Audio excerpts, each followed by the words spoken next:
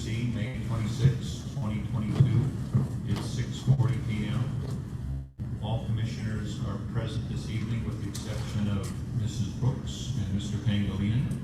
And first order of business is approval of the minutes of March 31st, 2022 and April 28th, 2022. Motion to approve, subject to corrections. Second. All in favor? Aye. The motion carries. Next item is GWA docket 2208, petition to approve GWA's procurement award and contract to AM Insurance for commercial insurance coverage. We have an ALJ report and a proposed order. Fred? Thank you, Mr. Chairman. This matter comes before the Commission on the petition of GWA to approve the contract for property insurance, general liability insurance, and other insurances under GWA IFB number 202209. GWA is seeking approval of the proposed contract for such insurances. Just a little on the history. Right now there's a 5-year contract that has been in effect since April 2017, and the Commission approved that, approved an insurance contract with AM Insurance for a term of 5 years at a total cost of $4,528,804. And that policy, which is similar to the policy before you tonight, covered property insurance, general liability insurance, directors and officers liability insurance, automobile insurance, crime, and cyber insurance. Although I would note that the policy before you tonight does not cover cyber insurance because there was no bid on that matter.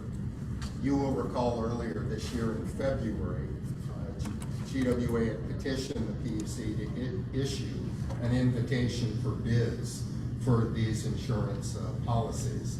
And the PUC at that time authorized GWA to procure insurance to cover its system assets, management, and personnel. On March 3rd, GWA issued the IFB, which sought competitive sealed bids for either 3 or 5 year terms for the insurance. And there was only one bidder. That was AM Insurance, who submitted a bid. The IFB Evaluation Committee for GWA recommended a conditional award to AM Insurance for its 5-year term option as the sole bidder with the lowest price bid. Now, in the petition, GWA requests that the PUC approve the insurance contract and indicates that the coverages are reasonable, prudent, and required. In particular, GWA seeks approval to award this 5-year contract to AM Insurance for the coverages that I previously mentioned. The total combined annual premium for this policy will be roughly $1.775 million and a 5-year contract award of $8,875,608. The petition is supported by CCU resolution, which authorizes GWA to award the contract to AM. I've set out all the individual premiums in the report. The most expensive, of course, is property insurance at $1.475 million per year, and the other insurance is somewhat less per year. This review is required under the contract review protocol as the contract exceeds $1 million. Previously, the Commission has held on a number of occasions that under the bond indentures of GWA section 6.5 and 6.06, the GWA has to maintain this insurance. And the insurance required is in such amounts and against such risks, including accident to or destruction of the system, as are usually maintained by prudent operators of systems similar and similarly situated to the system, in which it shall deem advisable or necessary to protect its interests and the interests of the bondholders. Therefore, in the past, pretty much the Commission has always held that this insurance is required, so GWA really doesn't have a choice as to whether to obtain the insurance or not. The commission's also determined the importance of maintaining the insurance, and that's to potentially benefit ratepayers with regard to protection of system assets, especially in the events of disasters such as typhoons or earthquakes. As I mentioned, the CCU did approve this contract in GWA Resolution 16-FY 2022, and it was found by the risk consultant of GWA, that's Bolton Insurance and Risk Management, GWA's Chief Financial Officer, and its procurement administrator, that the bid submitted by AM Insurance was responsive and responsible. The commission, the CCU that is, found that the terms of the bid are prudent, fair, and reasonable under the circumstances. Now, it does appear, I guess that from my perspective, the only troubling aspect I saw here was the tremendous increase in the amount of this insurance policy over the last policy. I mean, it's nearly a doubling from 4.8 million roughly to 8.875 million. That's an incredible, substantial increase. But the question is, what can be done about it? I don't really see that GWA has any viable options at this point. AM Insurance was the sole bidder under the contract, as they were for the last contract. So you know, a rebid is not something that would really, probably not result in any lower costs. In addition, GWA's risk consultant, Bolton Insurance and Risk Management, deemed that the commercial insurance lines procured to cover the system, assets, officers, and personnel, coverage amounts, deductibles, and terms were appropriate. GWA's risk management consultant also reviewed the AM Insurance contract and confirmed that current insurance market conditions generally indicate rising premiums are to be expected given global events. I think GWA and the consultants did carefully review the contract and made their determination. I also asked legal counsel Ms. Rojas of GWA to provide me an indication that Bolton had reviewed the contract and approved that, and I attached that to the ALJ report. There's a letter dated April 25, 2022 from Cheryl McDowell with Bolton, and she indicates that based on current insurance market conditions, a hard insurance market, especially driven by catastrophic exposures to risk, such as earthquake, flood, and typhoon, compounded by lack of capacity in the marketplace, along with significant increases in declared property values for GWA. The premium bids received are, in my opinion, fair and reasonable, and I am available to review the terms and conditions. So, based on the evidence that I had before me, I do recommend that the Commission approve the contract. I have prepared an order for your consideration, and in that order, I did include a provision 2, which says that within 90 days from the date of this order, GWA shall file a report at the PUC indicating any alternatives, proposals, or remedies it is considering to reduce insurance costs, what discussions it has had with its risk management consultant in this regard, and any steps that it has taken to implement to reduce costs. Thank you, Fred. Any comments from GWA?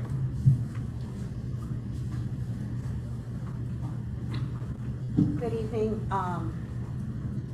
My name is Telling Titan. I'm the Waterworks CFO, and I want to thank you for the opportunity to address the Commission and hope that you will look favorably upon our petition. The ALJ has provided a succinct overview of the process that we went through to get the insurance. In the years between the 2017 and the 2022 bid, as you might be aware, GWA has had an aggressive CIP program. We've added $400 million of assets to our portfolio, effectively doubling the replacement value of our property. And so that is, one of the reasons why you see a jump in our property insurance. As he also mentioned, in speaking with our risk manager with AM Insurance and also with representatives from Lloyd's of London, it is a hard insurance market. Premiums are rising, capacity is shrinking, and so the likelihood that we were heading into increased premiums came to fruition. I want to assure the PC that we have been working with our risk manager as we developed the IFB, as we evaluated the bids, and even after the award was conditionally made, to look at strategies to mitigate our risks and to reduce our premiums, and we'll continue to do that, and we'll be happy to report on our progress as requested. Thank you. Thanks, Tom. Good evening, Mr. Chair, Commissioners. Teresa Rojas, Legal Counsel for GWA. To add a bit more to what the CFO has just mentioned, maybe to give you a better picture, she's mentioned that we've added about $400 million more in infrastructure assets, or maybe we've encumbered that amount. That includes, since 2017, the construction of the Southern Wastewater Treatment Plant, or really, I guess, the Agate Wastewater Treatment Plant. There is a treatment plant we took offline in Pneumatic, and we converted that to a pump station. And the Agate treatment plant alone was constructed to the tune of $70 million. There were several reservoirs that have been put up throughout the island. I believe it's maybe 5 or 6 to be exact. And some of those you see along the roadways includes the Tumon Reservoir, or tank for a more simplistic term. And you see that near Nissan Auto City in Upper Tumon. We have one in Barragata Heights. There are several throughout the island. So the additions to our system infrastructure have been tremendous. And so the declared property values have increased, and so the replacement values have also increased. And we're all familiar with this challenging market where there's supply shortages and labor shortages, and all of that was considered in our replacement value, which of course added to the total cost of the contract and the amounts to be insured. Thanks, Teresa. Thank you. Just quick.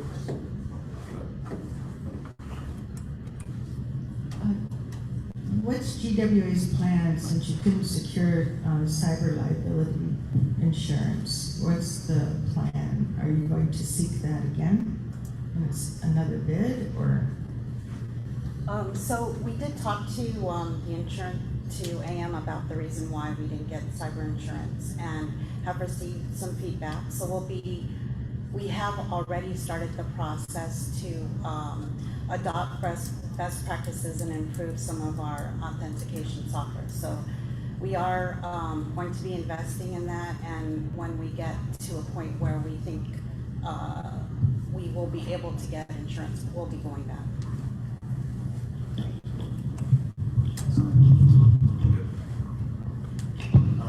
Just a quick question.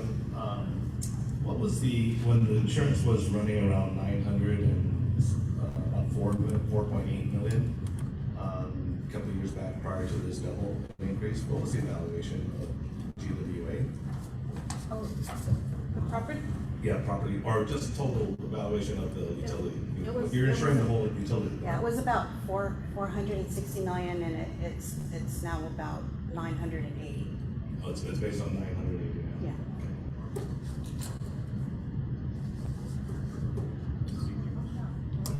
Joe? Yeah, with adopting best practices, how long do you foresee that? With regard to our Cyber insurance, how long are we gonna go without cyber insurance? well, hopefully not very long. We believe that we're compared to other agencies, we're relatively low risk. Even though we have SCADA, it's not connected in a sense to the computer system, so someone can come in and hack. So you'd have to we physically have to let someone in to look at the SCADA.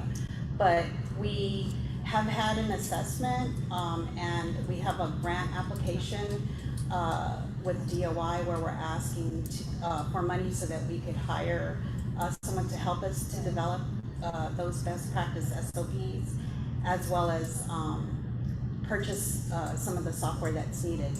And if we're not able to get the grant, we're prepared to look at our revenues to fund that.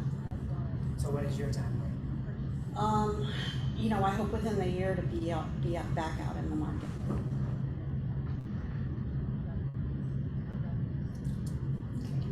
Thanks, Tom. And so I think it was clear already, but I just want to restate that we did put the bid out for cyber insurance, but there was no quote. Yeah. Anything else? I'd like to make a motion Okay. to approve. Second. All in favor, say aye. Aye. Motion carries unanimously. Thank you, GWA. Thank you, Mr. Chair, Commissioners. Thank you.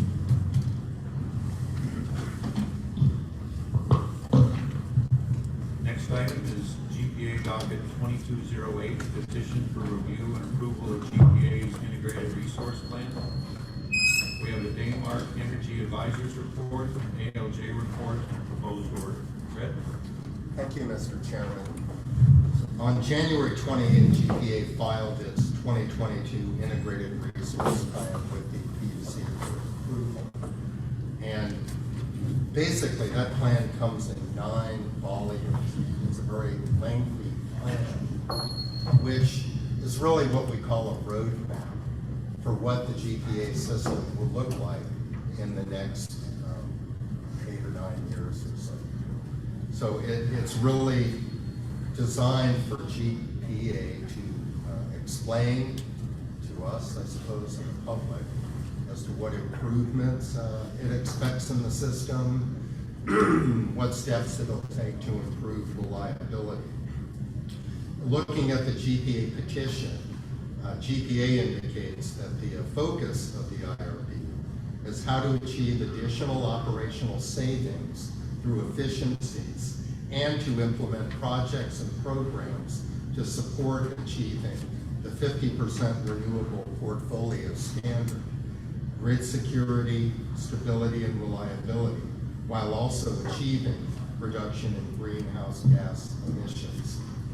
The petition states the primary recommendation of the 2022 IRP includes no additional synchronous generation resources required in the next 10 years, with the addition of the new Ukadu power plant, 198 megawatts, and the Capris Reserve Facility, 41 megawatts.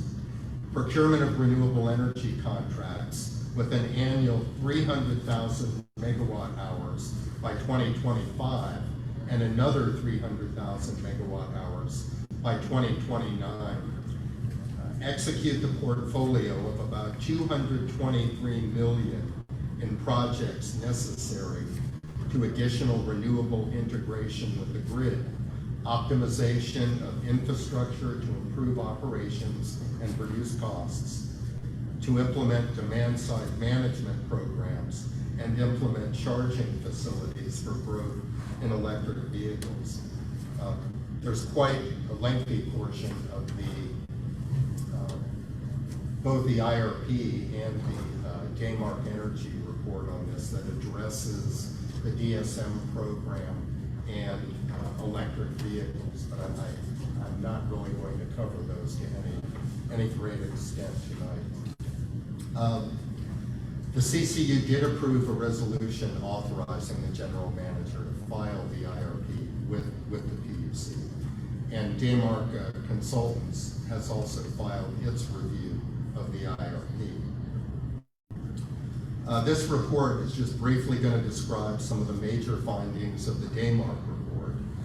Overall, Denmark concluded GPA has made significant improvements in its IRP planning since IRPs through greater focus on comparison of alternatives and inclusion of renewables and delivery of infrastructure improvements. The key element of DAMARC's scope of work was to determine whether the IRP is prudent. And as DAMARC recognizes, that there are really two main elements in this process for the IRP. The first, and really to me the most important right now, it's the roadmap. GPA is just describing what they, as the entity under Guam law responsible for operating the power system, what they intend to do, maybe over the next 10-year period, to improve the system. But although there is a $233 million proposal they have for capital improvement plans, that's not before you tonight.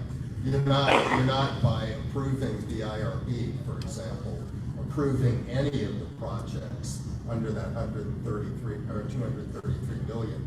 So what will happen is under the contract review protocol, for each project that they're proposing, like the 2 additions of 300,000 megawatt hour solar plants, everything in that proposal for the capital improvement plan will come back before you in the contract review process. And that's the point at which GPA is really going to have to show that the alternative they selected makes the most sense, that it has a favorable net present value compared to the other alternatives. And it's also where they will give a lot more information about rate impact. As I'll point out, we don't have too much on the rate impact yet, but this is just a proposal that could change in many different ways over the years. So as DAMARC also indicated, those are the two elements of the IRP approval process, the roadmap and then the contract review procedure. And DAMARC did indicate that GPA is basically satisfied with prudence standard.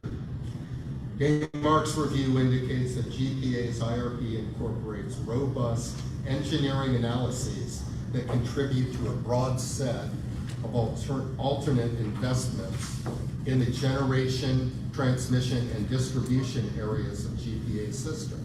GPA has significantly improved its IRP planning approach through investigation and adoption in the recommended roadmap of a number of alternative solutions that incorporate traditional utility solutions, as well as infrastructure improvements, market solutions through the issuance of RFPs for new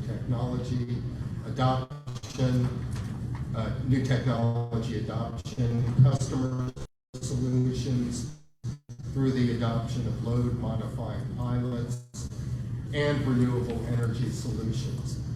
DAMARC further concludes, quote, addressing whether the IRP is well conceived and comprehensive, GPA's support and adoption of renewable energy is consistent with Guam's policy goals, and such a move helps to insulate the island against high fuel costs and fuel price volatility. So basically, DAMARC looked at the legislated goals of 50% renewable by 2035 and 100% by 2045, and found that the plan that GPA is proposing is designed to meet those objectives. The CIP projects in the $223 million capital improvement plan include relay upgrades, adaptive under-frequency and under-voltage load shedding systems, synchronous condenser conversions and standalone synchronous condenser, standalone battery energy storage systems, grid controller, synchrophaser network, Malolo to Hagatna 115 kV line, demand response programs, remote start-stop, auto start for several CG facilities, and the Tenjo Vista plant, a pneumatic microgrid, and solar irradiance sensor network.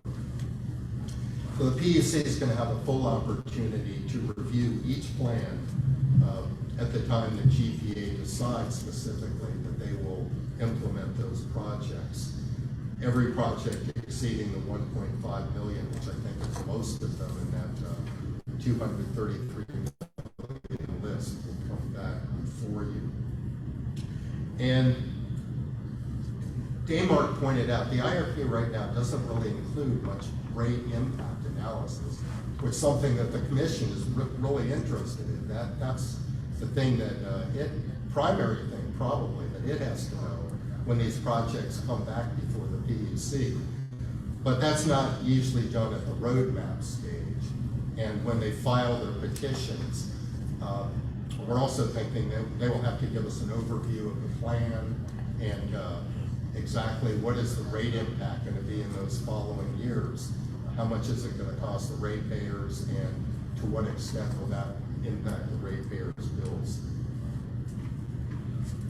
Daymark also pointed out that GPA's renewable energy supply plan results in meeting the renewable portfolio standard goal 5 years ahead of the legislatively stated date of 2035. So GPA is proposing to do all this by 2030.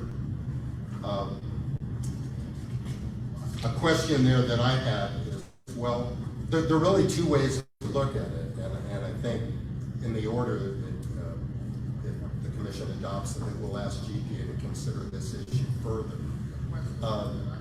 On one hand, if you do the solar plants 5 years early, the rate impact on ratepayers is going to be expedited. That is, it'll be greater. But on the other hand, there could be cost savings. I was thinking further, if you do it earlier and we're getting good savings from the renewable power plants, maybe the savings on fuel will make it advantageous to do it 5 years earlier. So I don't really know the answer to that. But one thing in the order that I proposed would be asking GPA to analyze that issue. Just think about it some more and weigh those costs and benefits to see which approach is better. Daymark, as I mentioned, had a lot of analysis of DSM programs in the electric vehicle roadmap. Electric vehicle is still kind of young in its development and implementation, but there's some good thoughts in there. And then DSM, of course, has been a valuable program which is expanding, and most of both the IRP itself and the Daymark report cover kind of the current state of the program and how it's been developing. Among its recommendations, Daymark indicated that the IRP should better document which investments are included within the proposed roadmap investments, the timelines, and the decision criteria.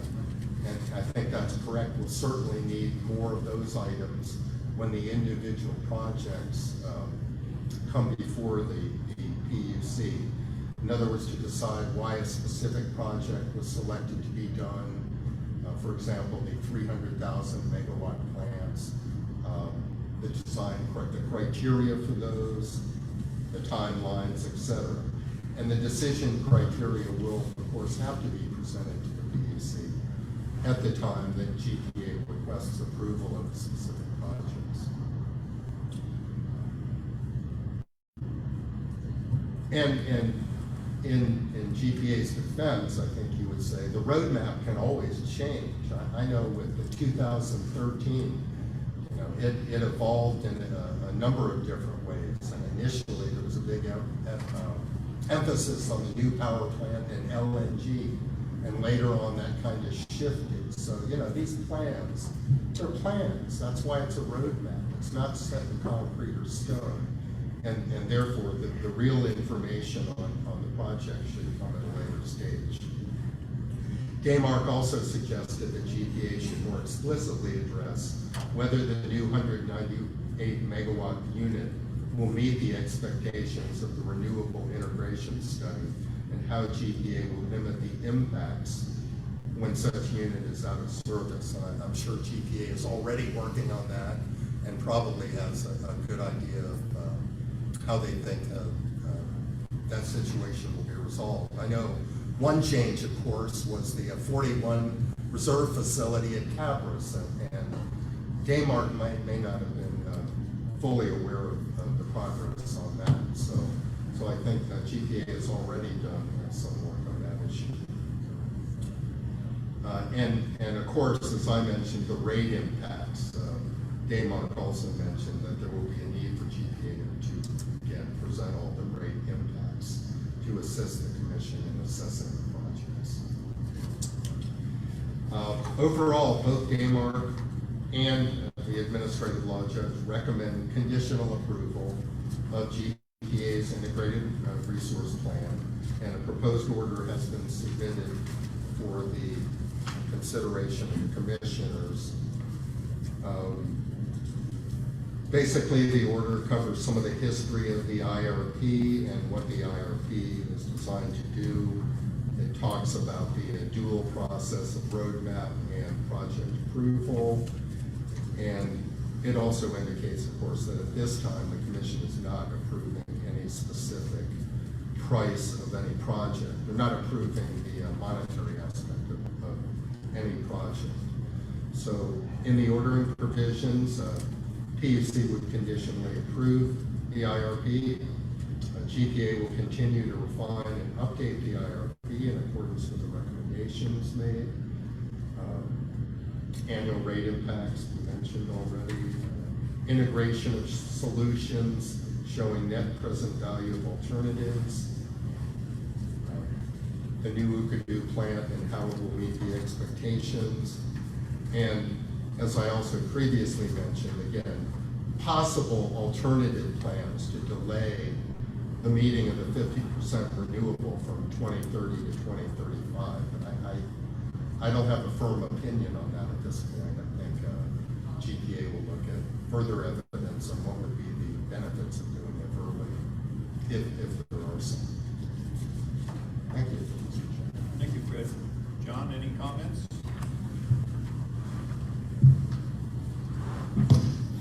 Thank you, Mr. Chair and Commissioners. Good evening. I fully concur with Fred's recommendation on the plan is our roadmap. We all know we need to get to add renewables to lower costs. We put a new power plant to make that happen. How are we going to make it happen? No? We do, the first target is 2035. So if we're going to hit 2035, we're going to target 2030. No? So again, with the targeting of 2030, if you get to 50% renewable, really the rest of the system can accommodate more. But right now is a paradigm shift in the way we generate energy. Grid controllers, how do you get thousands of solar PV plants together with the big solar to work together so that when you flick a switch, they only react to it and make it smooth and everything. So the $230 million investment is great. We now know at least that it's around the $230 million which we can plan for. No? Our goal again is to continue to lower the ratepayers' costs, and more importantly, to keep it and bring it down to a sustainable basis, no? So that we don't have the impacts that we have today. And part of that is, as the Commission has approved, our contracts have been 1% escalators for solar PV. To get solar PV down, cost-wise, one of the biggest components of that is the transmission system. As you can see, KEPCO is coming on the line very shortly and still at 8.5 cents. I'm going to be saving at least $1.5 million per month beginning June 18, based on the fact that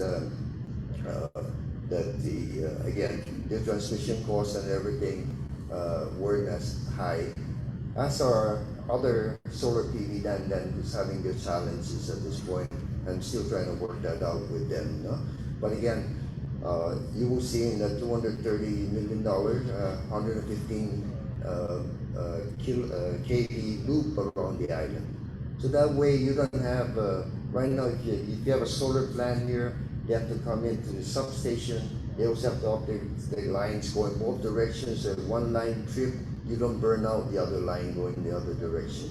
So again, the 115 will solve that by having a loop. And anywhere in the island, all they have to do is do a substation there, tie in the system costs. So therefore, you put the the cost of the solar PV directly into competing for the solar plant, the land, and the battery systems that's required to ship everything. So again, everything that you see today in the IRP is really the total look as to how are we going to get to 50%. Never mind 100%, because if we get to 50%, we will make it happen. And that's what the 230 million is, and the transmission, even synchronous condensers, they might not be needed in the next 10 years, as being said, no? However, you can't just retire a combustion turbine that could be a synchronous condenser. You got to plan ahead. So I said, okay, we're going to retire it. We're not going to run it as a power plant anymore, but it's going to be a synchronous condenser. You convert it from a power plant to a motor, no, to give you that. See, so you have to plan ahead, and that's what this so integrated resource plan has done. As far as the rates, our goal is to continually reduce, as you are seeing. We'll come to you with a proposal. It's got to be low enough. It's not solar at any cost. The mandate never said solar at any cost. And we know the PUC, as the CCU, always require us to provide a cost-benefit analysis. Now that we have I'm sorry you asked me, I'll just try and give you a complete overview as to where we are in this area, no? So we talk about rates, no? Well, the Buy Back America, I'm not sure that's the right one, but there's billions of dollars for transmission assets that are out there. So we already began that process. We're working with Tyrone Titan. We presented in Hawaii. Guess what? They're looking for shovel-ready stuff. Oh, here's our first shovel-ready stuff. $130 million for a battery system. In the island, that will be the battery for the whole island, so that we can catch any renewables excess, shift it, get rid of the peak. If not, we'll charge it in the early morning so that we don't back down the generators and keep the system as efficient as possible. So, that's something as you noted, as I'm looking forward now as candidates for grants. No? The electric vehicle. As we all know, it's not really going to happen here in Guam, in my opinion, no, until the OEMs provide more and more choices and bring the cost of electric vehicles down. The tax credits, that's only good for so much, and I think it's done a lot. But I think on the other side of the coin, a lot is happening. No? So over the next 2 to 4 years, I would think more of these products will come out to the market. I just came from Long Beach, where I looked at the larger and medium-sized fleet. So now we can actually get electric truck or the bucket truck, step vans, all of those things. No? So we're looking at electric buses. We're working with DPW to put in for a grant for electric buses, because there's also another huge grant to convert the school buses from diesel to. So we're working with them. We have to work with them because the infrastructure is very important. No?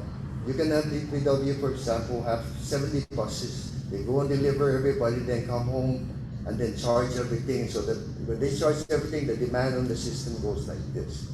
So you have to have a battery system that moderates that, just like we do, the solar farm.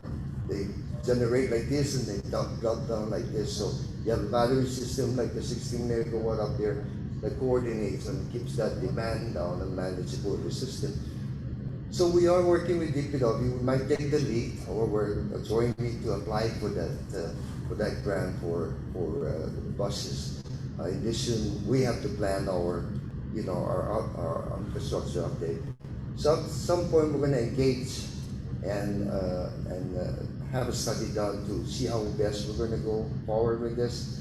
And again, part of it could be to bid out the infrastructure component, similar like we've done to IPPs or whatever, and let them invest in the system for a long period of time. So, we're trying not to go to the bond market unless we have to. No?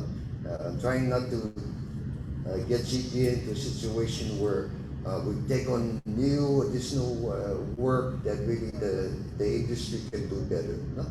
So again, that's the key parts in that. The electric vehicle, synchronous condensers. The good part is our team has looked at the whole scenario, and from what I can see, they really thought a lot about this, and so now I know what we need to work on, and we're gonna proceed a step at a time to make it happen. Because again, when Ukudu comes on the line and the 25% renewables, Ukudu will be about 75 to 80% capacity factor. Okay, everything can produce in the year, about 80% is what's needed. When you get to 50%, Ukudu will be down to about 50%.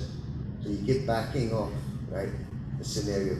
And then that's where now all these backups start to be very important to us. So yes, like Fred said, we've already been thinking about that, and certainly I don't see that as a big issue that cannot be resolved. No, I think most of the issues are right now in the integrated resource plan. We have a roadmap. That's our marching order, and like Fred said, every 1.5 million, it's I think for the record, it's all of them. No, we'll have to come to you. No, the same way we have done. Big projects, we'll work for you with a big specs. Small projects, you probably just, we'll bring the bid to you, but of course, we get your permission first. So that, Mr. Chair, is a nutshell. We're very happy we do have an integrated resource plan, and it is a living document. But now, at least now, we'll be working, my whole team will be working now with that in mind. Money, grant, blah, blah, blah, blah. This is what we need, shovel ready. And by being that shovel ready, that's how we're able to get grants. Thank you, John.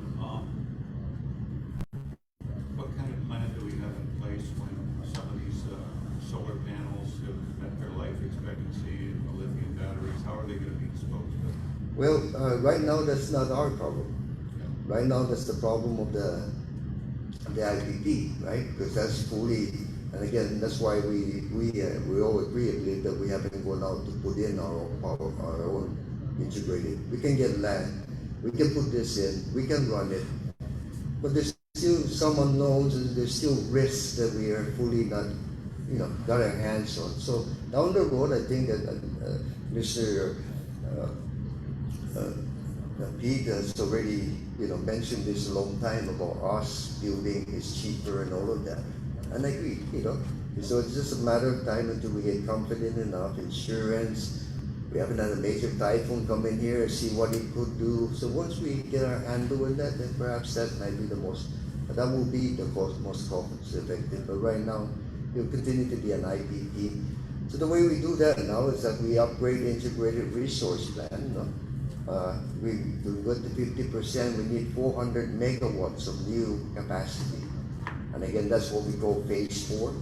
And for the end of the year, probably coming to you for another 120 to begin the process. That will give us today's 2022 on the line around 2026, 2027 to keep it going. So it's not all going to happen overnight. It's going to be step.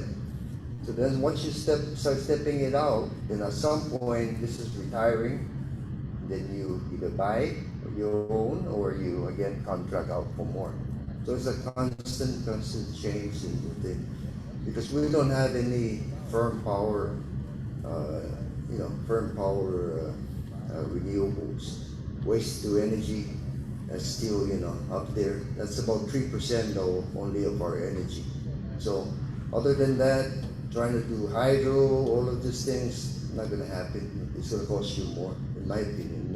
There'll be other small projects that we can do that will help to again, our fight is to get away from oil and oil to jobs, to the community, to the economy, and then sustain the long-term lower cost of energy. We can't keep coming back here to ask you for a LIAC to go from 21 cents to 29 cents a kilowatt hour, which is the highest that we've ever had. The highest LIAC we've asked you before was about 18 or 20 cents, I believe, 20 cents. So now we're filing a petition for 29 cents. That's unheard of in our history. And we're close. We're about 2 years away from saying goodbye to this stuff. So, Any other questions? Yeah, John, sounds like a plan. I just kind of like want to mention to you about what DOT is going to do, because what they do will also affect the plan. So as long as I guess communication with them is, because they're 30%, 35% of the local now. So whatever they do inside their base, I think you need to make us know the plan, or make you know that, because I think it could be an impact. you are correct, and actually they've been doing very well. They leased us at no cost 164 acres in Naval Station and Pinigaza, and to put the phase 3, which I'm happy to say is out of the courts now, and we're negotiating with NG, because it's been over 2 years since we were ready to award the contract, and it got protested. We had to go to the OPA and then the Superior Court. So we're trying to go to negotiate a final contract with that, so that we can proceed with towards the award. So, but again, that's that and Navy property, right? And yes, they do get benefit for 20% of that energy, because that's about close to the energy that they utilize of what we produce today. So far that policy hasn't shifted, and I think in their best interest, we will continue to become one integrated system. They're signing up. Oh yes, you have approved already the next 10 years of customer supplier agreement and all of that. And so you're correct, Commissioner. We have to really work together, because they're our largest customer, then GWA next, and the rest. So.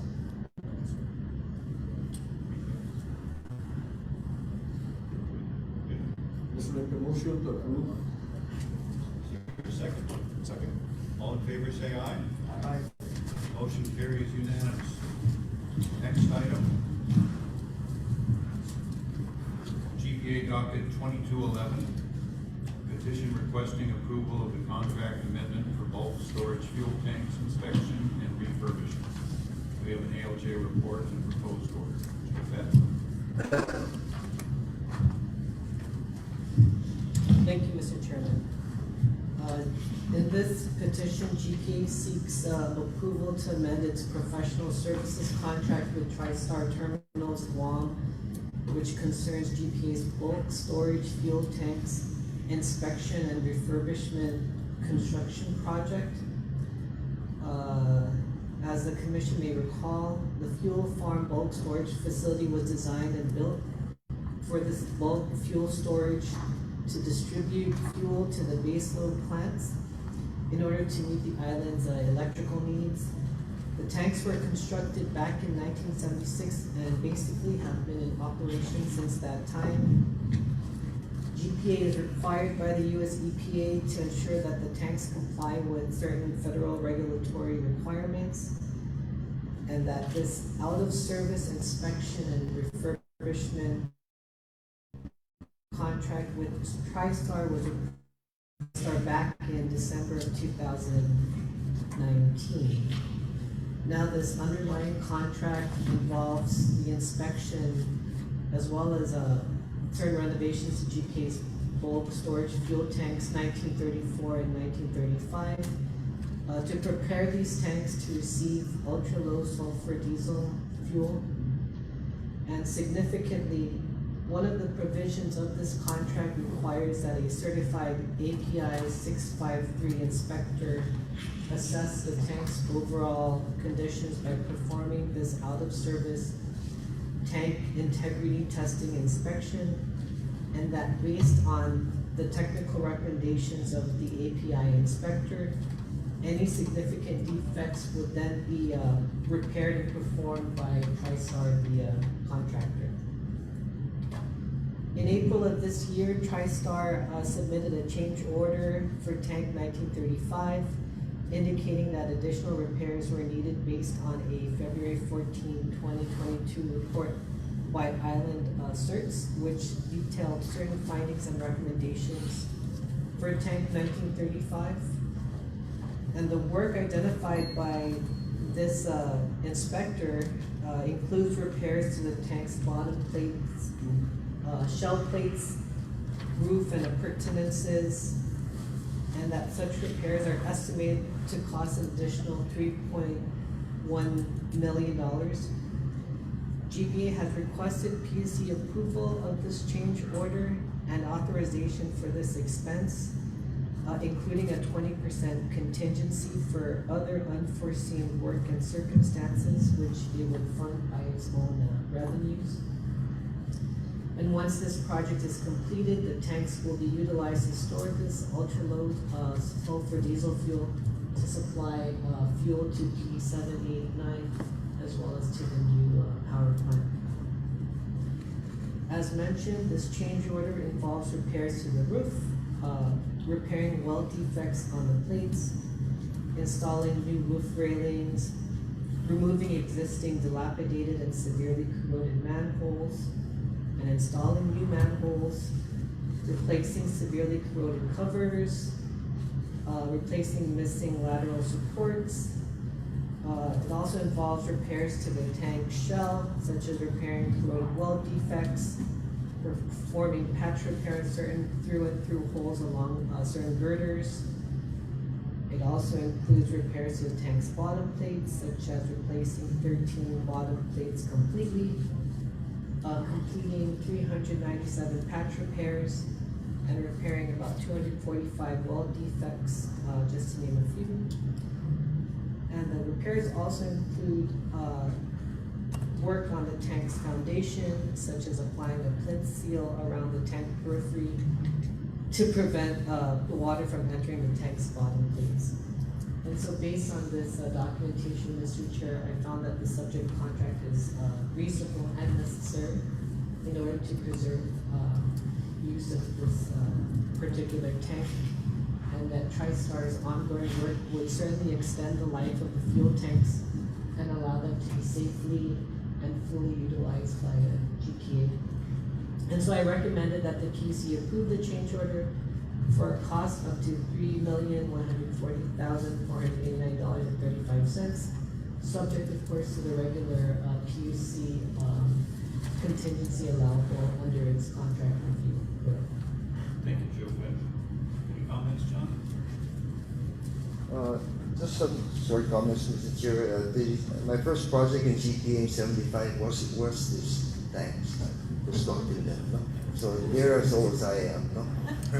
So secondly, every 10 years you have to be certified. So they're like 11 years now that they haven't. Third, we're changing the fuel from heavy oil to diesel. Diesel is a lot more fluid, no? Heavy oil, if you look at the pictures that were part of this thing, you see the holes in the bottom of the tank. Well, they never leaked out. You know, we do have sensors in the bottom of the tank, so if there's any leak, it will pick it up. Bottom of the tank is impervious, so what happens is if it leaks, it comes out on the side and then starts coming into the berm. So then none of that's happening because it's heavy slots from the RFO over 10 years provided that protection. So after it's all cleaned up, that's the time you know what you need to do. So there's a lot of plates that have been changed, and some that are already holes are gone through. So those have all to be placed, and then recertified for the next 10 years to do. You know, diesel versus heavy oil, diesel just flows, so it has to be really taken care of. On the upper part of the tanks, they get corroded because it's not fueled with oil all the time, so the fumes are out there. So this is the work we need to do. And again, all of the tank kits that we're leasing now from TriStar is going to go away once we complete this 2 tanks, 1934 and 1935. That will be our only source of fuel, plus another 30-day supply out in Okulu. So we have to get this first tank, and and done, and so that's where we are. And they asked for the 20% because we, if they cut off the plates, then they have to do something else. We don't need to come running back to you. Once this is all done, then we're gonna fuel it up. Before we're gonna fuel it up with low sulfur, and then make some arrangement to clean it up afterwards. No, the 0.2% sulfur will be going into it, and then we're gonna take out the 1934. So you're probably gonna have similar, cost range for a 1934 tank. But at least if you get the one tank done, that'll be ready for the new Kudu power plant. The next one can be a little longer, and we'll get it done.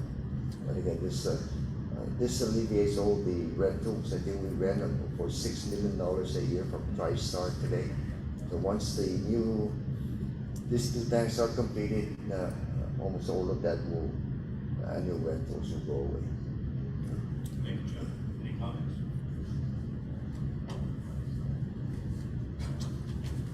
Motion? Go ahead, Pedro.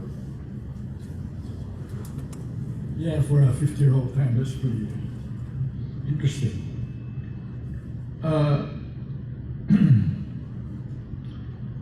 I have experienced a little bit of tank replacement and all that, so yeah, from high sulfur, low sulfur to diesel inside the tank is very different. Now, it evaporates faster, it leaks faster, the viscosity of it is a lot higher. So, and I guess we kind of stuck because we have to do this, but maybe a plan of bulgers or oil bags or something like that, just in case. Because this thing might kind of grow, because the more you open it, the more you find things. So, there might be a delay, that's what I'm going to say. So, that's kind of interesting. Thank you, Dan.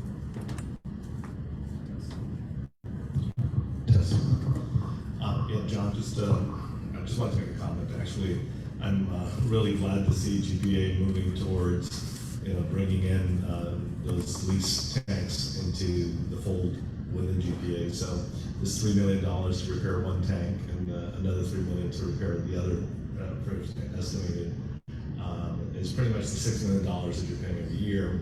Once we get rid of those, these two tanks that you're saying, we'll be saving the $6 million a year at that point. So that was something that we were working towards for the longest time, so that we so I'm just glad. I just want to make comment. I'm glad that you guys are moving in the right direction. And with that, I'd like to make a motion to approve docket 2212. Docket 2211. Pedro seconds. All in favor, say aye. Motion carries unanimously. Next item is GPA docket 2212, filing of GPA increase in the fiscal year 2022 residual fuel oil and diesel fuel oil budget. This is for information purposes only. Fred? Yes. I just wanted to mention that, of course, this is the budget of GPA, and that's up to the CCU. I mean, they determine what their budget is. But I thought it was important to provide this to you, to really show once again the kind of, how would I say it, perfect storm that we are in regarding LEAC. I mean, how we got there. And this is part of it, just showing that the budget of GPA was not adequate really to cover this tremendous increase in the prices of RFO and diesel fuel oil. And this basically shows you here that there's an increase in those fuel prices of $171 million. So that's kind of the first part of the perfect storm leading to LEAC increases. But there are two other elements, some of which I'll cover in a minute in the next docket. But it's the conversion to more expensive diesel fuel and ultra-low sulfur fuel. That comes with an expense, because those are more expensive than the RFO that GPA has been using previously.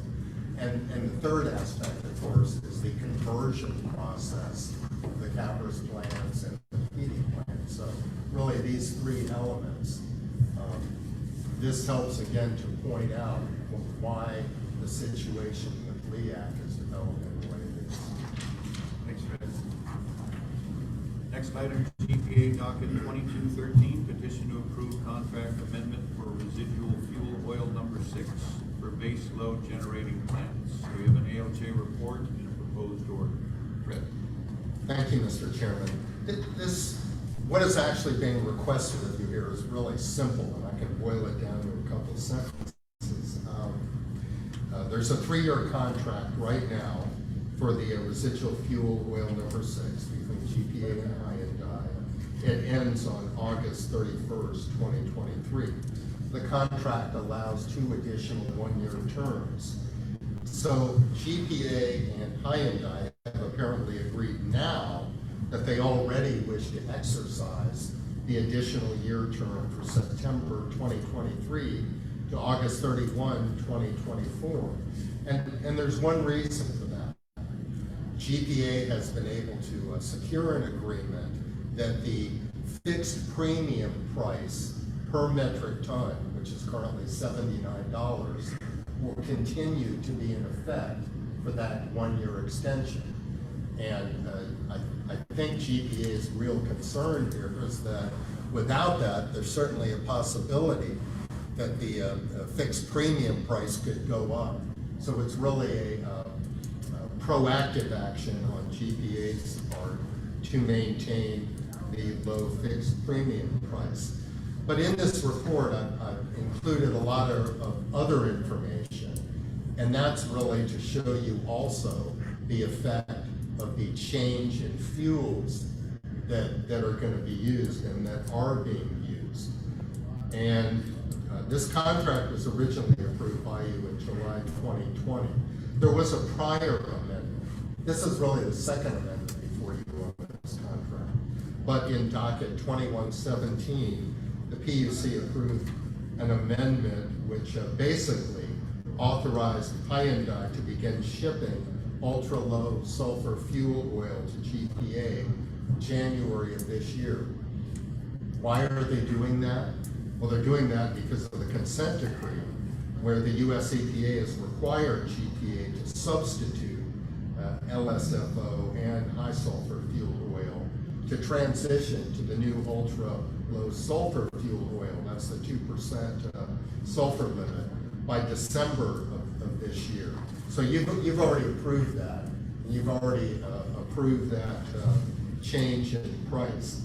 And from an analysis viewpoint, I mean, it's pretty clear to me that the exercising the first year of the contract, that's likely in the interest of ratepayers because it at least minimizes the fixed premium charge. But what I wanted to point out to you in a lot of this analysis, again, is the tremendous price increases that are resulting from changing the type of fuel oil. And I gave you some of the figures that GPA had estimated a year ago. So to implement this fuel change to the ultra low sulfur fuel oil, a year ago it was estimated that would cost $160 million for this extra contract year. And it's the year that you're being asked to amend the contract to allow from 2023 to 2024.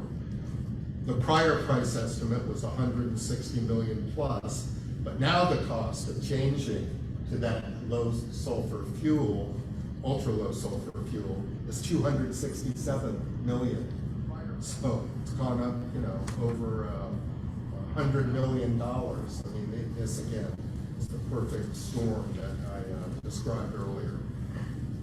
You're not really ruling anything about the fuel tonight because you already approved the change to the ultra low sulfur fuel. But the recommendation I have is that you approve the 1-year contract extension. And again, that's from September 1, 2023 to August 31, 2024. and authorize a GPA to expend up to the value of $267,621,969, and also recognizing that the contract review protocol will allow the 20% overture on the agreement. And I submitted a proposed order for your approval. Just finally on how GPA arrived at the 267 million figure was an attachment to their petition for a contract review. And again, the price per metric ton, I believe, has gone up from about $601 per metric ton a year ago to roughly $1,134 now. So that's based on, I believe it's 2.5 million barrels. That's how you get the increase of over 100 million. So they explained it pretty well. Thank you, Mr. Chair. Thank you, Chris. John, any comments on this?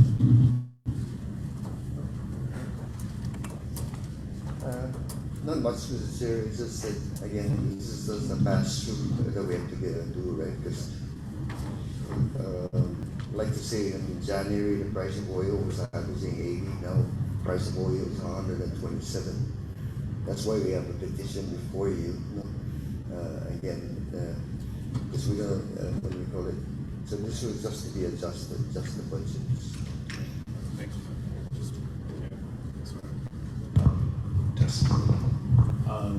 Yeah, John, what's the, just to refresh my memory, on the, you're talking about the commodity price was $80 an ounce was $121. So they're basing this estimate at $141 per barrel, right? And then that would sort of get you to that 1.055 per metric ton. And then there's that fixed premium, and that's what's the sense of urgency, it seems to keep that fixed premium of $79 per metric ton. Is that fixed premium? That's not fuel. That's just a premium for them to do this contract for shipping. That's it. That has nothing to do with the fuel price. That's just No, that's it. That's handling fixed. fee of some sort. No, those are all fixed, right? Based on the contracts that everyone has approved. So we're approving this 1 year in advance because we think that fixed premium is going to go up.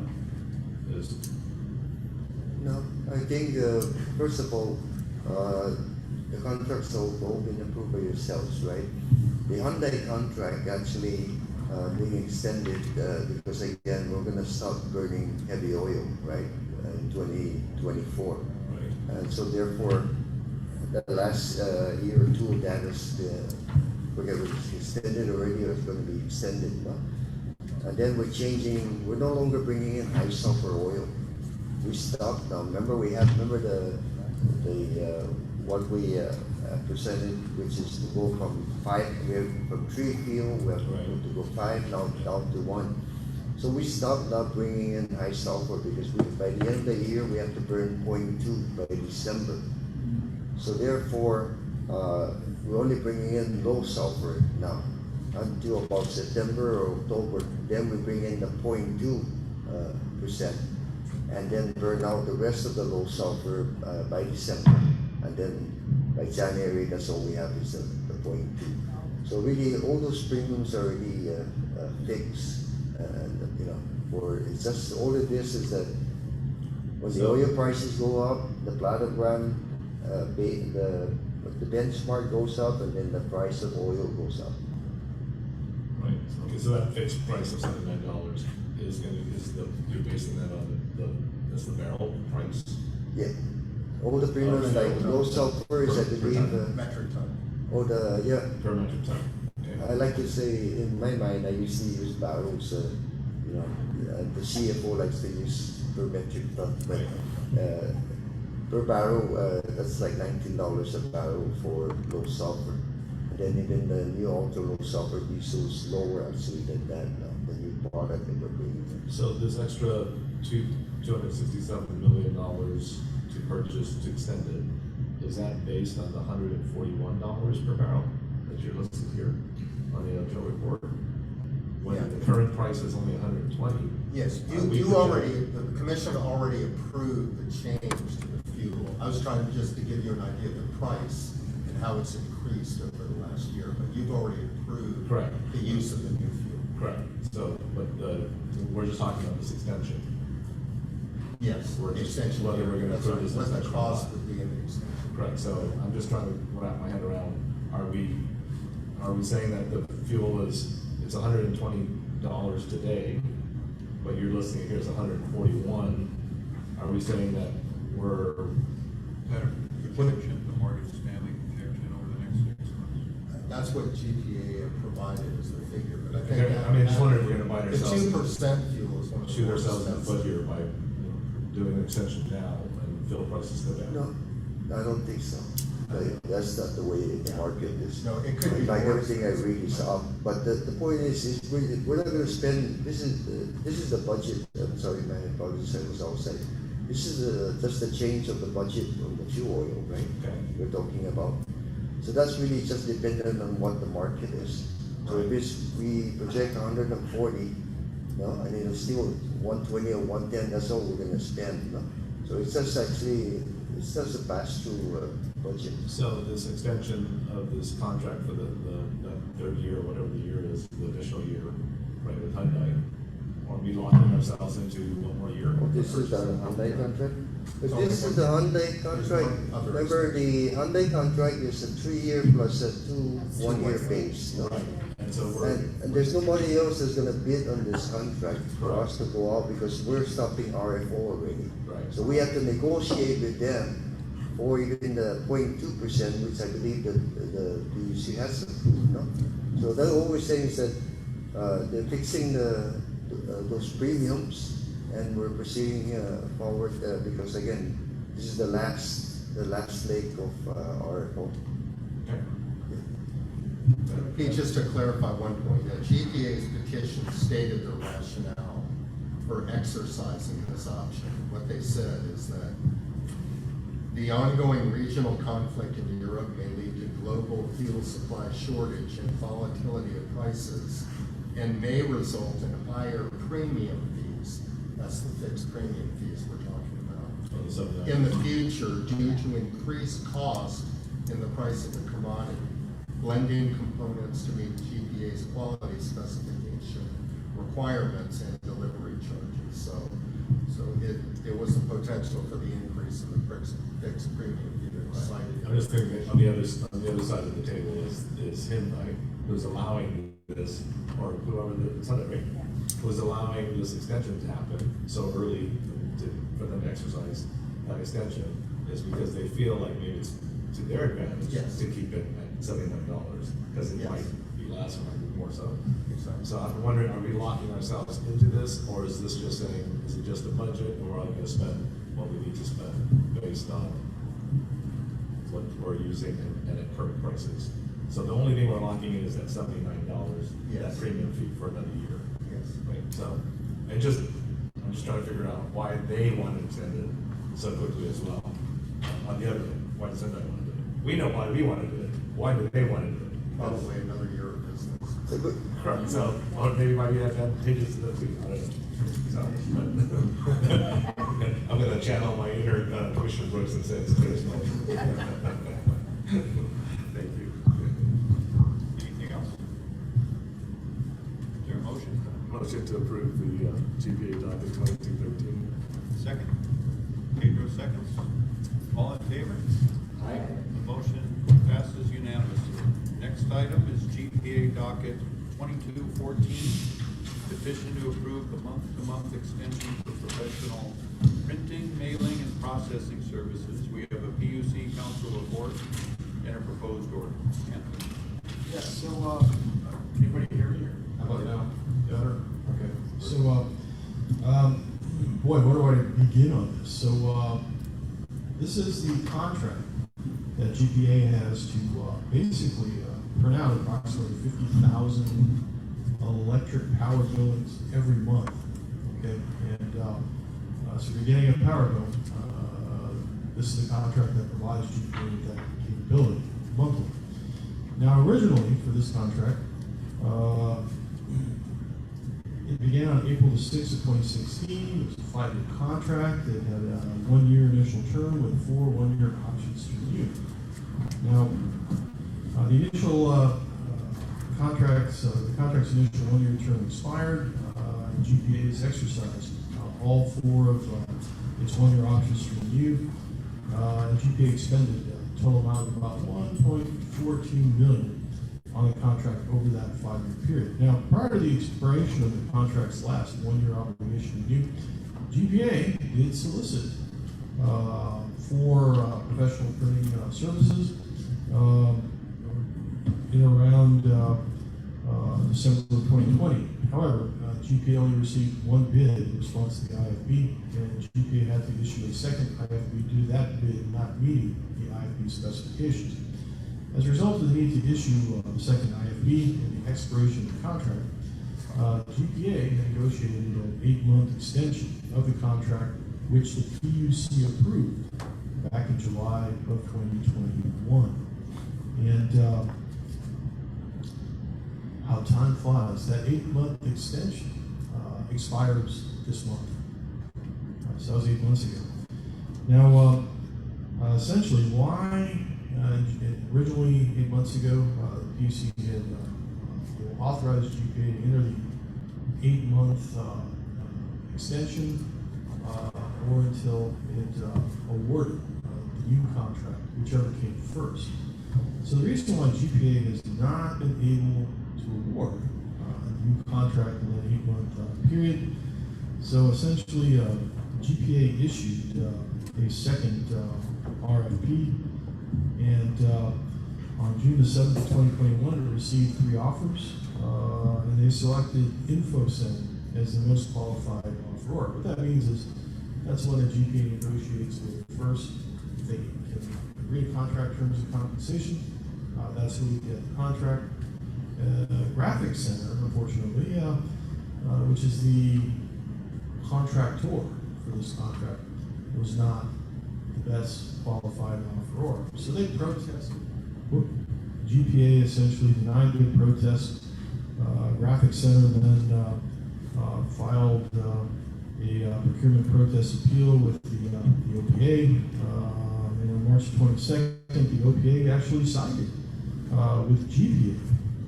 And they denied Graphics Center's appeal. But Graphics Center essentially, on April the 26th of 2022, or so, filed, or April 5th of 2022, Graphics Center appealed the OPA decision to the Superior Court of Guam. Now, just so you know, in procurement, when a protest is filed, there's an automatic stay. So essentially, the purchasing agency cannot continue with the protest or the appeal until it's finally resolved. What that really means in actuality is it can go, the stay would apply throughout the pendency of the OPA proceedings. It would also apply throughout the pendency of the Superior Court proceedings, which could take up to 2 years. It does not apply, however, to a Supreme Court appeal, Supreme Court of Guam appeal of the Superior Court ruling, whatever it is, and they would have to make a motion to have it apply past when the Superior Court issues its decision. Now here, what GPA is asking for is they have negotiated a 1-year extension, yes, with Graphics Center, okay, to extend this very contract for a 12-month period, or when they basically award a new contract, whichever comes first. That's what they're asking the PUC to approve. Essentially, the PUC would have to authorize that because it's previously said we only have 8 months, and that period of time is expiring. So they have to come back and they have to ask for an extension because they have not been able to award it due to the protest and the subsequent appeals to the OPA and Superior Court of Guam. Now I looked at just so you know, the cost of the essentially the estimated cost of that 8-month period was $300,000. Okay, for that month for that 8-month term. If they Basically, and that would have come out to about $37,500 per month for that 8-month term. Here, if they actually extend that to a year, then it would come up to about $25,000 per month. Okay, so it's a little more reasonable in terms of cost. It's actually $12,500 cheaper than the 8-month period that preceded it. Now, the contract extension is also prudent. Essentially, GPA, unless it develops its own internal ability to print 50,000 utility bills per month and mail them out, is going to be dependent on a third party to do this. It's a similar situation to the tanks, the storage tanks. We didn't want to try to start doing that, and eventually GPA is now in a position to refurbish 2 tanks, and we don't have to lease from TriStar anymore. Okay, so if it develops a similar capability here, it would no longer be dependent on the third party providing these services. But without that ability, I find that the contract extension would be prudent. It's also necessary because essentially, without getting the bill, nobody knows what to pay, and essentially this is what GPA relies on for its monthly revenue. People pay these bills that they receive. So I recommend that basically PC approve the month-to-month contract extension with Graphics Center for the amount of $300,000 for the next 12-month period or until GPA awards the contract, whichever comes first. And I've submitted a proposed order to that effect. Thank you. Thanks, Anthony. Any comments on this, John? Yes, Mr. Chair. First of all, yeah, it's really not possible for us to take over this contract at this point. 50 to 60% of the GPA workforce is eligible for retirement in the next 5 to 10 years. In the last year, almost 9 accounting in the accounting group, Cora, a lot of the team have already retired. So we've been hiring people to train and all of that. So, and this is our revenue source, and if you don't get it right, the customer's gonna complain and all of that. So we're really kind of in a rock and a hard place in getting this. What I do want to highlight is that at some point we have to address this issue of procurement. Case in point, here's a situation where the incumbent has us by the or holding us now hostage or whatever you call it, as they go through the process, which would take an additional 2 years, even after we have already gone through the OPA and they decided in our favor, right? Another case in point, the phase 3 renewable, right? We're ready to award to NG. The other next component is 13-15 cents a kilowatt hours versus 11. And then they, looked at technical issues and tried to use that to say, oh no, we could have done that too. And at the end of the day, the OPA, the Superior Court, they decided in our favor. But what did that do? It delayed the NG by 2.5 years. So we could have been doing 11 cents a kilowatt hour. We could have been avoiding 26, 28, 29 cents a kilowatt hour combustion turbines in the evening at peak time, because the load shifting battery is going to shift that. So we're using 11 cents to offset all of that. So we could have been saving a lot of money for the ratepayers. So this is not the first time that this issue about the procurement, the tendency of the government, unfortunately, our legislature in the past has been, we're the ones that are, we don't know what we're doing, and we have to protect the business or community. I think it's got to be a balance somewhere, because you are concerned about cost to the ratepayers. Here's 2 indications, 2 cases in point that was already saying that's not, it's not good for the ratepayers. So we got to find, they don't have any penalty or risk or They don't have any ante in the game. So what are we gonna do? You know, we can't do much of anything right now. I can't without huge potential errors or issues. No, but again, they're moving on, and until we get this resolved, we have no choice. So I'm not against one or the other. I'm just saying it's not a fair and balanced thing, and it's costing the ratepayers a lot of money. So at some point, we need to address this with the legislature to help us come up with a reasonable protest and way of resolving these issues. I just want to make one quick comment from a legal perspective, that GPA also does have the option of trying to proceed with the procurement despite the appeal, but they would need the approval of the governor of Guam as well as the Attorney General's office. That's one option that they could pursue. I don't know if they've done that, and now that it's pending before the court, they also have to have the court approve that as well. And then it also has the ability to try to seek emergency procurement. But eventually, or what happened was last year, the legislature made it harder for the agencies to obtain emergency procurement.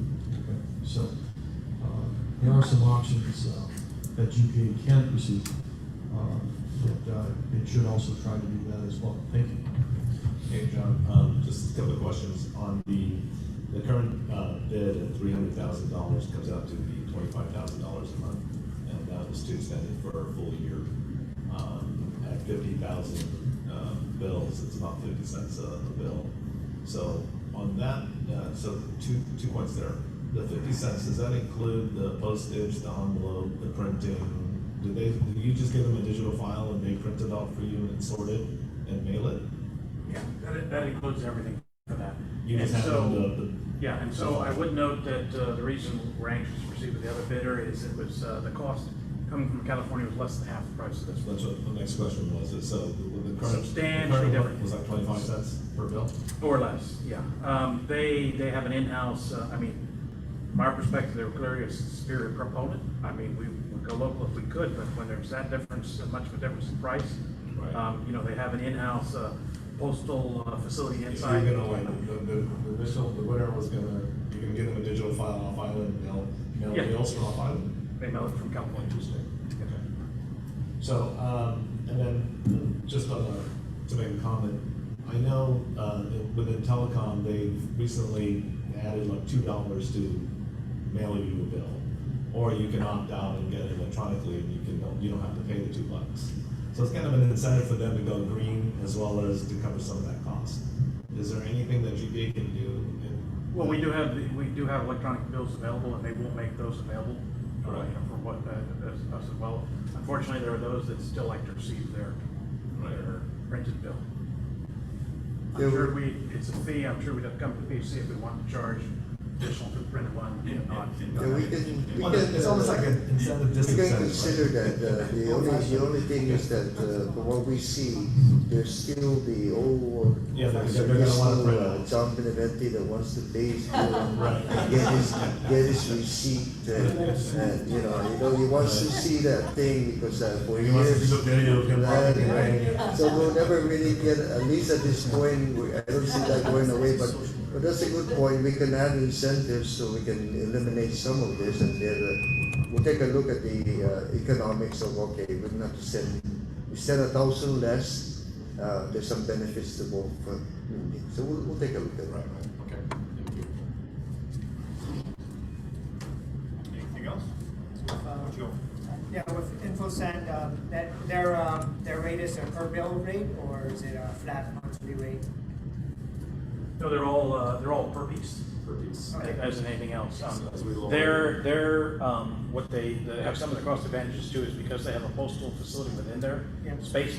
They get the cheapest rates. I mean, you know, so and every day that postal worker is working, they actually come and they have such a volume they come and take it every day, right? So that's where there's some of the advantage of that. And then honestly, they have 4 facilities across the country, you know, for backup and all the rest of that. So they just have economies of scale. I mean, and the other reason we selected them is they specifically deal with the CCP billing that we have. And so they've done that for the past 20 years, right? So they're able to interact with us, to work on this stuff. Whereas here, it was kind of starting, nobody had done it before here on Guam. So we just see that there's a lot of advantages for that, including the backup should something go wrong, plus just cost as well. I mean, significant. Anytime you have half the price. But it is per piece though. Per piece, yeah. Okay. Anything else? Motion to approve docket 2214. Second. Joe seconds. All in favor, say aye. Aye. The motion carries. Thank you, GPA. GWA. Thank you, Thank you, GWA.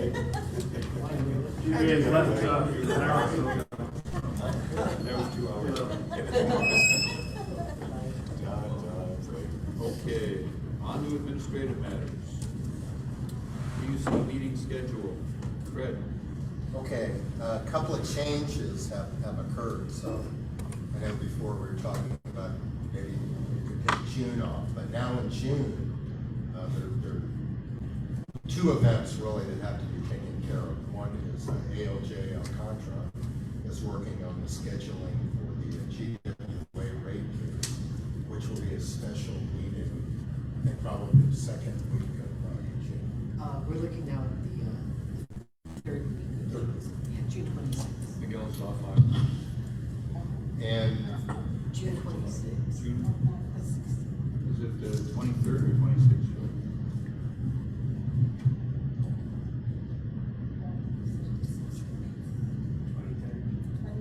I'm so sorry, yeah, June 23rd. Oh, the 23rd. Is one of the part. What's the so yes, that will be a special meeting. GWA rate case. Okay. And Joe, are you? Yeah, I'll be fine. Pedro, you're here? Oh, no. Rowena, you're okay? Pete? You're not? June, I'll be on, June till July 4th. I'll be here. Right there, good. Do we still have our meetings? I wonder if Commissioner Pangolin may conflict because of the Supreme Court. On the GWA case. I think he was trying to ask, he was trying to get, he was gonna confirm that on his last recusal. Right, he did recuse himself based on that. But he wanted to, he was gonna ask his, part of his, it's a conflict. That's just not something he works on directly. Right. The second matter in June, at the regular meeting, GPA is planning to file, I guess we call it an expedited LEAC petition. So normally, of course, the commission would, the PUC would address LEAC in July, the July meeting. But GPA is going to file for a June hearing, and they have tentatively approved in the CCU a 3-step increase, which would be effective July 1st, September 1st, and November 1st. So the hearing on that would occur at the June meeting. So That would be June 30th. yes, June 30th. That's right. That's the last Tuesday of the month. Thursday. I'm sorry, the last Thursday of the month. And so you might want to take July off. I don't know. I've already indicated I will not be here for July meeting. You'll be here for the June meeting? I think so. I'm still making some plans. Okay. But I will have a report on the. Are you still on June 30th? Yes. Yes. Everybody else is here?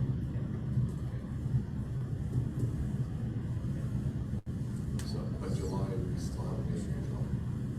No. We don't need one now because LEAC is the only Jumping mandatory. LEAC ahead by a month. Okay.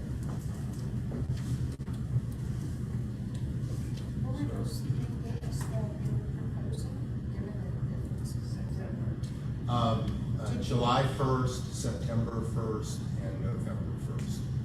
And the increases in their proposal that was approved by the CCU is roughly 24 cents. 27. July 1st, 27, September 1st, and 29 cents, November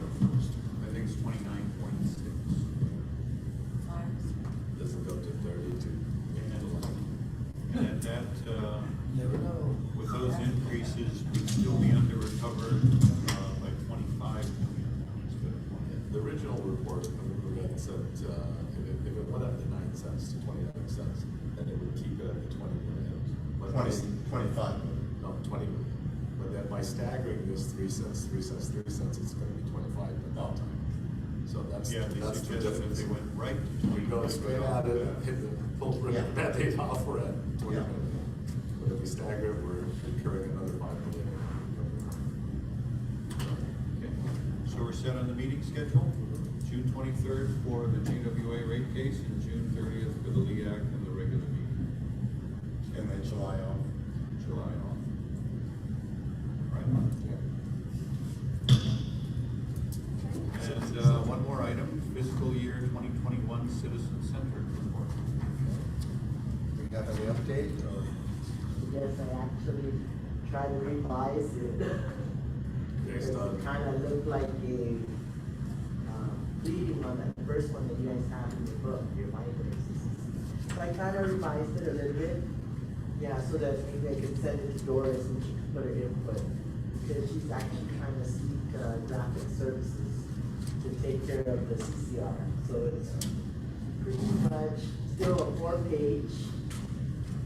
So I have pictures, old pictures though. Yeah. So we'll update pictures. Do you have copies for the commissioners? Younger and lighter, that's all right. So, maybe I can explain how this developed. Every year, Lou and I, we become quite a tag team on this. Both have the things we do on this report to get it accomplished. It's required by law, we don't really have a choice, and one could debate the necessity and the efficacy of having these, but we learned one year, I think, when we didn't get it in on time, we got chastised by the OPA, so every year, we work together to make sure that we get it out on time. And when we sent it out, Commissioner Brooks sent I'm not sure if you all received it. What's wrong with it now? But that was just a second. Well, she had a number of. That's just a suggestion. I don't see anything wrong with it now. Graphically, it's appealing to customer. Well, okay, the first thing, I did actually change, she had a point on the mission statement, I changed that a little bit. Some of the other points I don't state, she thought the description of what we did on pages 4 sounded like an ALJ report, and I'm thinking, well, I'm trying to describe what we did. That's the list of, the list of major PUC actions. I mean, I described them the way they were done, so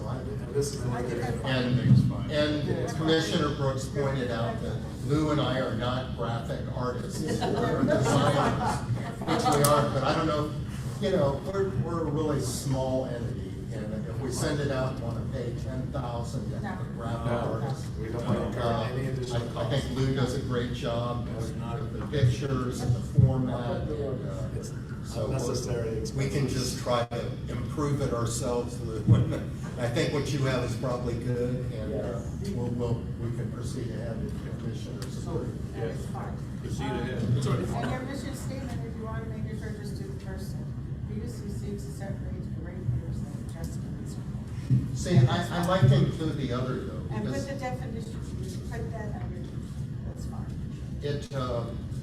because the law really makes it very clear that there's a duty to the utilities too. And I think it's important just it's a dual kind of mission. We have the ratepayer side to consider fair and reasonable, just and reasonable, but also that the rates meet the cost. All of this is also on our website. If you really want to go dig into the details, this is just a summary of. That's fine. That's fine. Yeah. I'm fine with it. I like. And what's the deadline? The deadline, I think, is not till September, I want to say, but, we're always trying to be proactive and just get it done so we don't have to worry about it. It reads well, I'm okay with it. And Fred, you will include the right of the people to keep and bear arms shall not be infringed. Yes, that's an I don't important part see of our that. mission. Anthony, you can leave that out. You have to be 21 to buy cigarettes and beer, but you can be 18 to buy an assault rifle. One thing. Motion Motion to adjourn. All in favor? Aye. Meeting is adjourned. Thank you, everybody.